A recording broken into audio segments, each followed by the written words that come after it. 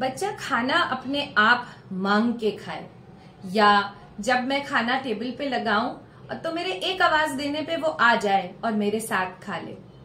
इस प्यारे से क्वेश्चन का, मासूम से क्वेश्चन का जवाब मैं इस कॉमन मंच पे देने जा रही हूँ। अपनी भूख का आभास होना, इसको ऑक्यूपेशनल थेरेपिस्ट की भाषा में इंट्रोसेप्शन बोलते हैं, यानी कि अपनी उन अंदरूनी आभास के बारे में पहचानना और एवं उसको अभिव्यक्त कर पाना। तो हमें हमारे इंट्रोसेप्शन के बारे में पता होगा कि मुझे भूख लग रही है, मुझे सुसु आई है, मुझे पॉटी जाना है या मुझे प्यास लग रही है, तभी तो हम उसको अभिव्यक्त करेंगे। और मेरी वो प्यारी सी माँ जिसने मुझे ये सवाल पूछा है, मैं उसे ये कहना चाहूंगी और उसके माध्यम से आप सबको ये कहना चाहूंगी कि मेरे इंटरनल फीलिंग्स के बारे में जानने से पहले तो मुझे मेरी एक्सटर्नल वर्ल्ड के बारे में पता होना चाहिए। एक्सटर्नल वर्ल्ड क्या है? ये पंखा है, ये कुत्ता है, ये दीदी है, ये टेबल है, ये खाना है। और एक्सटर्नल वर्ल्ड के बारे में पता होने से पहले मुझे मेरी बॉडी के बारे में पता होना चाहिए। Head, shoulder, knees and toes, hands and fingers, hair and eyes. क्या समझे?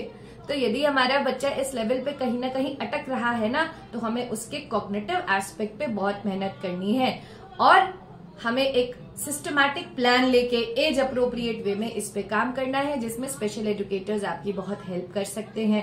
वो आपके बच्चे के उम्र अनुसार, बच्चे की करंट एबिलिटी के अनुसार आपका एक ऑर्गेनाइज प्लान मंथली बेसिस पे बनाएंगे और साथ ही आपको वो मेहनत करके अचीव करने का तरीका भी सिखाएंगे। एक बात। दूसरी बात, मम्मी कहती है कि मैडम मेरा बच्चा तो मेरा शरीर जानता है और मेरा एनवायरनमेंट भी जानता है, भूख लग रही है ये भी जानता है, लेकिन वो अभिव्यक्त नहीं करता। मेरी प्यारी सी माँ, देखिए खाना खाना बहुत जरूरी है, खाना मांगना बहुत जरूरी है। उसके लिए ये बहुत जरूरी है कि हम इस कार्य को टास्क नहीं बनाएं, अपने लिए भी और अपने बच्चे के लिए भी। ये तो बहुत स्वाभाविक है ना कि हमें भूख लग रही है। बहुत सारे पेरेंट्स इसको टास्क बना देते हैं, घड़ी की सुई के साथ, इतने बजे ये, उतने बजे वो, इतने बजे ये, और अगर बच्चे ने नहीं खाया तो तुल जाते हैं उसके पीछे कि हमें ये करना ही है। Let it be very natural. आप जरूर बच्चे की डाइट शेड्यूलिंग करें, उस शेड्यूल पे आप अपना भी खाने का समय मिक्स एंड मैच करें, टेबल को बदस्तूर लगा के रखें और टाइम टू टाइम बच्चे को वहां पे आने का आमंत्रण दें। बच्चे की प्लेट बहुत कलरफुल होनी चाहिए, बहुत नेचुरल चीजों से भरी होनी चाहिए और पहले ही दिन में सक्सेस की उपेक्षा बिल्कुल नहीं करें।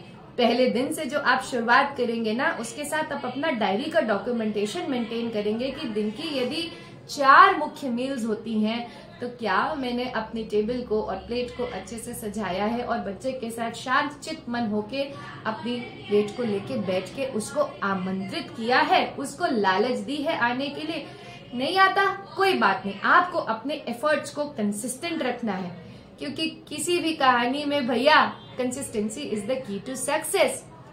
अच्छा, अभी तो हमने प्लेट लगाने की बात कर ली, क्या हमने अपने बच्चे को प्लेट सजाने में, मील प्लान करने में, मील ऑर्गेनाइज करने में इन्वॉल्व किया है? 4 मील्स में नहीं कर सकते तो 2 मील्स में तो कर सकते हैं ना, कि बताओ भैया आज क्या बनेगा। आज आलू है, बैगन है, टमाटर है, लौकी भी है, तो आलू टमाटर की रसेदार सब्जी बना दें या बैगन आलू की सूखी सब्जी बता दें। बताओ बताओ भैया, गिव योर ओपिनियन। बच्चा बोल नहीं सकता, पॉइंट करके बता सकता है। कहने का मतलब है सिर्फ खाना खाने में ही नहीं, खाने की प्लानिंग में भी हमें हमारे बच्चे की भागीदारी लेनी है। और मैं बात आपको स्पष्ट कर दूं, ये सारे जो हैंड्स ऑन स्ट्रैटेजीज मैं आपको बता रही हूँ, ये सिर्फ स्पेशल नीड्स बच्चों के लिए नहीं बता रही हूँ, ये हम अपने टिपिकली डेवलपिंग बच्चे के साथ भी अप्लाई कर सकते हैं और हमें बहुत सारी सक्सेस मिलने वाली है। पता है, किसी भी काम के पीछे उस काम में लग रही एनर्जी का बहुत बड़ा रोल है। तो हम जब अपने बच्चे को खाना परोस रहे हैं, उस खाने को परोसने में, उस खाने को बच्चे के साथ खाने में हम कितनी पॉजिटिव एनर्जी के साथ इस काम को कर रहे हैं, इसका बहुत बड़ा रोल होगा। यदि हमारी एनर्जी पॉजिटिव नहीं है ना, और एक मील में पॉजिटिव है, बाकी के 3 मील में खा लो ना, जल्दी खत्म कर लो, पता नहीं कितना टाइम लगाओगे, ये लो मोबाइल देख लो और जल्दी से खा लो। ऐसे करने से क्या होगा, हम बच्चे का पेट तो भर देंगे लेकिन उसके सेंसरी सिस्टम्स को नरिशमेंट नहीं देंगे। बच्चा खाना देख ही नहीं रहा, सूंघ ही नहीं रहा, हाथ से गिलगिली लिपलिपी दाल राइस टमाटर आलू राइस को महसूस ही नहीं कर रहा, तो कैसे सेल्फ फीडिंग का गोल इंडिपेंडेंटली अचीव होगा? ये दिल्ली तो भैया बहुत दूर हो जाएगी हम सब से, है कि नहीं? और एक महत्वपूर्ण बात बताए, जब हम खाने में सक्सेस की बात करते हैं ना, तो मॉडलिंग का बहुत बड़ा रोल है।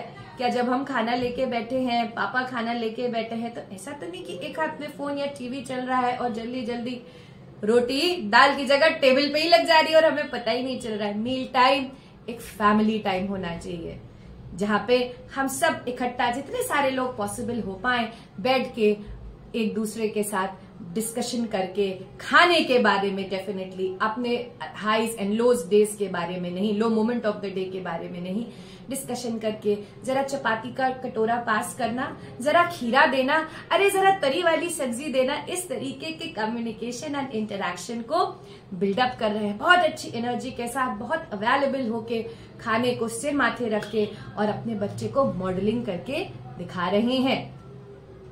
विजुअल शेड्यूलिंग का रोल तो आप सबको मैं कितनी बार बता चुकी हूँ। बच्चे के शेड्यूल को फिक्स रखें।